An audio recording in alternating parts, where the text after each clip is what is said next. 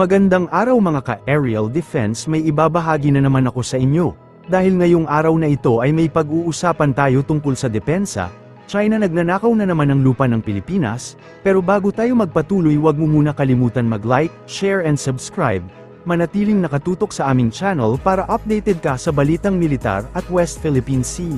Ang militar ng Pilipinas ay nagpahayag ng seryosong pagkabahala sa mga ulat ng black sand mining sa mga lugar malapit sa West Philippine Sea, na binanggit ang potensyal na epekto nito sa kapaligiran at seguridad.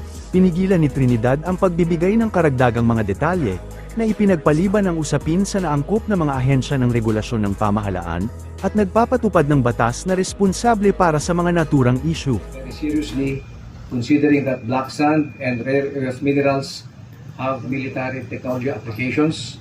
However, we defer to the appropriate government regulatory and law enforcement agencies that have jurisdiction over this matter of black sand. And if confirmed the dumping in the West Philippine Sea, what is more concerning there is its military application, the moment rare earth minerals are extracted. However, again, we defer to the appropriate regulatory and law enforcement agencies of the government that have jurisdiction over this. Philippine Sea is the destruction of the environment because of reclamation activities that destroy the seabed, the corals, and other natural formations of the West Philippine Sea. Binigyang diin niya na bukod sa pagkasira ng kapaligiran, ang mga nakuhang mineral na bihirang lupa mula sa itim na buhangin ay maaaring gamitin para sa mga layuning militar. Binabantayan umano ng militar ang mga operasyon ng black sand mining sa bansa.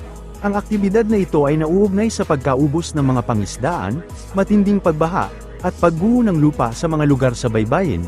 Binigyang diin din ni Trinidad ang pinsalang dulot ng mga aktibidad sa reclamation sa West Philippine Sea, kabilang ang pagkasira ng seabed, corals, at iba pang natural formations malapit sa mga pangunahing tampok tulad ng Escoda Shoal. Binanggit niya ang patuloy na presensya ng People's Liberation Army Navy, China Coast Guard, at ang maritime militia sa buong kapaligiran ng West Philippine Sea.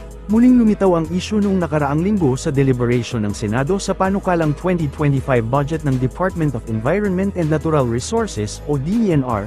Nag-alala si Senator Raffy Tulfo tungkol sa illegal na pagpapadala ng black sand sa China, na sinasabing ang mga kinuhang mineral ay kinuha mula sa mga probinsya tulad ng Ilocos, Cagayan, at Zambales. Sinabi ni Tulfo na ang labis na buhangin ay itinapon sa West Philippine Sea. Binanggit ang isang listahan na nagpapakita ng ilang mga barko mula sa Zambales na direktang nagdadala ng itim na buhangin sa China kaysa sa Manila Bay. Excuse me. Yung pong dinedredge na mga buhangin from Zambales, different parts of Zambales, Ilocos, Cagayan, paano natin malaman na yung mga buhangin na yon ay hindi nilalabas ng bansa? Pagdating na sa labas ng bansa, yun po'y sinasara para alisin po yung black sand, and then yung buhangin ay gagamitin pantambak sa West Philippine Sea. Bawal daw po maglabas. Bawal nga. Pero anong klase monitoring ang ginagawa natin para ma-ensure na yung talagang naguhukay ng buhangin doon sa mga lugar na banggit ko ay talagang dadalhin doon sa Ito ang monitoring na Manila Bay for reclamation? Oh, hindi kayo nagbibigay di ba? Pag nagta-transport, ini-issue ka ng transport sa inyo. Pag wala nun, hindi pwede. Pero ini-issue na transport permit. Pag wala ka nun, hindi mo pwedeng ilabas. So, sino nagmo-monitor nun? The Coast Guard is the one monitoring this. So MGB and Coast Guard.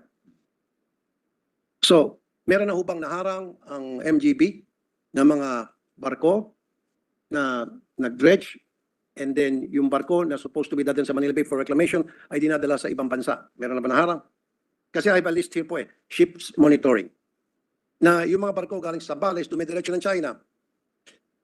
Imbis na didiretso muna sa Manila Bay para i-discarga yung kanilang mga buhangin. Bawal po ito. So, wala silang alam na pinalalabas na bawal. But if you have knowledge na nakakalabas na bawal, i-report lang sa kanila and they will do something about it. Well, ang DNR have the resources to monitor. So, trabaho po nila i-monitor to make sure na yung mga bawal ay hindi nagagawa. Coast Guard, di ba? Hindi kasi anytime na yung mga minerals natin inilalabas ng bansa, trabaho pa rin po yan ng DNR. Sino nagmo-monitor sa inyo? Hindi kayo. Ang gumagawa po kasi ng trabaho ng DNR kuminsan, mga taga-NGO, buti pa yung mga taga-NGO may They pagmamalasakit. have branches in all. May malasakit sa... Sa kanila daw ang magmo-monitor MGB in Yes. addition to the Coast Guard. And this MGB has offices in all regions of the Philippines. Correct. Kasi nga po, marami ng mga barko na sa halip na dadalhin po yung mga buhangin sa reclamation areas dito po sa Manila Bay, dinediretso po sa China. Pagdating po ng China, meron po silang separator, kung tawagin magnetic separator, sineseparate po yung black sand at sineseparate po yung buhangin. Ngayon, yung buhangin, tinatambak po dyan halimbawa sa West Philippines. At yung black sand, pinapakinabangan. So ito po ba galing sa Zambales? Usually sa Zambales nang gagaling. Opo, opo. Zambales. And we talked to the PSG, and they said they have no record, Philippine Coast Guard, PCG. Okay, sorry, PCG.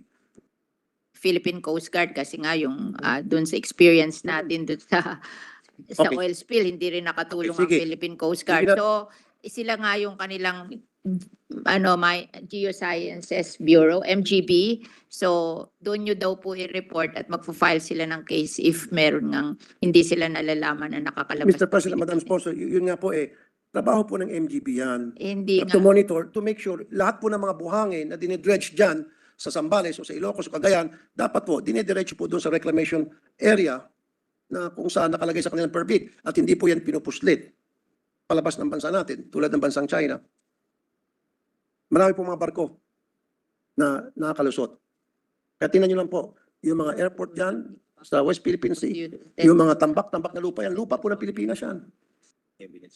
Galing po yan sa mga dredging ng Zambales, galing yan siguro sa dredging sa Ilocos. Perhaps the gentleman can ask the sponsor how many permits were issued thus far by the MGB concerning black sand mining. Can it be Walang done? ano Wala pong permit na na-issue. walang permit eh. So kung walang permit in issue, para sa akin kasi Mr. President, Madam Sponsor, yung bang monitoring ng MGB, kasi trabaho po ng MGB yan na i-monitor to make sure na walang minerals na lumalabas sa bansa natin nang walang proper permit, na hindi nagbabayad ng buwis, kung yan po ay black sand, etc. That's part of the MGB's responsibility. And this is also an interagency, there is an interagency committee which includes DNR, DPWH, DILG, DOTR through the Philippine Coast Guard. So marami silang in charge dito. And I guess they have to meet and try to devise something so that they can share the work and be able to stop this illegal act of bringing our sand outside the Philippines. Thank you. Okay. So come up with a program or system, interagency, as you've mentioned, na para magkaroon po ng strict monitoring na ito mga nagde-dredging ng mga barko from other countries ay hindi po na ipupuslit yung mga buhangin na may kasama na pong black sand doon. At kung talagang yan ay para sa reclamation areas sa Manila Bay, talagang para sa reclamation area lang sa Manila Bay. Yun po yung pinopoint out ko dito. So sa akin, magsipag-sipag naman po yung MGB. They sa monitoring. promised to form a group, an interagency group to look at this Thank you. because of your complaint. Thank you, Madam Sponsor, Mr. President. Para sa mas madaming update tungkol sa ating depensa, paki-follow at like muna ng aming page na nasa description na ang link. Huwag mo na rin kalimutan mag-like, share and subscribe. Pindutin mo na rin ang bell para updated kayo sa aking mga bagong video. Maraming salamat po.